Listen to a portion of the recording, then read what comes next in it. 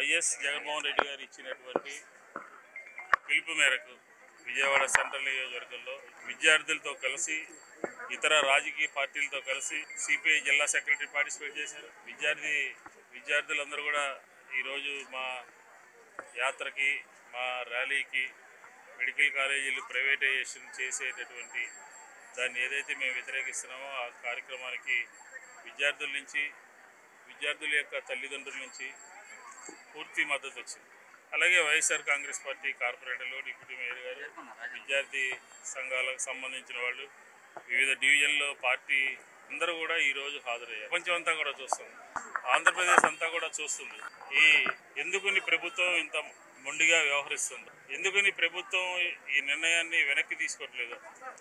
జగన్మోహన్ రెడ్డి గారు 5 సంవత్సరాల పరిపాలనలో జగన్మోహన్ రెడ్డి గారు 5 మెడికల్ కాలేజీలని సంపూర్ణంగా పూర్తి చేసి 2 మెడికల్ కాలేజీలని నిర్మాణాన్ని పూర్తి చేసి ఎన్నికలకు వెళ్తున్నటువంటి సందర్భంలో ఈ ప్రభుత్వం వచ్చిన తర్వాత ఎక్కడి పనులు అక్కడే ఆపేయండి అని చెప్పి సర్క్యులర్ ఇష్యూ చేసింది. సర్క్యులర్ ఇష్యూ చేయడమే కాదు, పులివెందుల్లో కేంద్ర ప్రభుత్వము 50 మెడికల్ సీట్లు ఇస్తానంటే వద్దు అని చెప్పిన ఉత్తరం రాసింది. ఈ 25, 26 దేశ ప్రభుత్వం తీసుకున్నటువంటి అనాలోచితమైనటువంటి నిర్ణయం మూలంగా 2500 మెడికల్ సీట్లు ఆంధ్రప్రదేశ్కి వచ్చేటటువంటి సీట్లు కోల్పోవడం జరిగింది. కోల్పోవడమే కాదు, ప్రైవేటైజేషన్ చేస్తారు. వారు కావలసినటువంటి వారి వంది మాగుదులకి దారాదత్తం చేస్తున్నారు.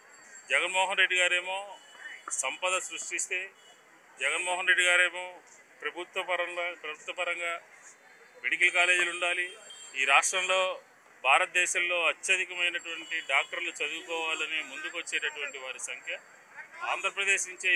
చంద్రబాబు నాయుడు గారు చెప్పేటటువంటి కేటగిరీలో ఈ రాష్ట్రానికి పూర్తిగా అన్యాయం జరుగుతుంది. వైద్య విద్య కాదు, బీసీ విద్యార్థులు సీట్లు కోల్పోతారు, ఎస్సీ విద్యార్థులు, ఉన్నత కులాల్లో ఉన్నటువంటి పేదల యొక్క పిల్లలు కూడా ఈ విద్య కోల్పోయేటటువంటి పరిస్థితి అయితే స్పష్టంగా మనకు కనపడుతూ ఉంది. తెలంగాణలో ఇన్ఫ్రాస్ట్రక్చర్ లేదు, బిల్డింగులు లేవు, లేకపోతే యంత్రం లేదు, యంత్ర సామాగ్రి లేదు. అయినప్పటికీ కూడా కొత్త కాలేజీలు తీసుకొస్తారు.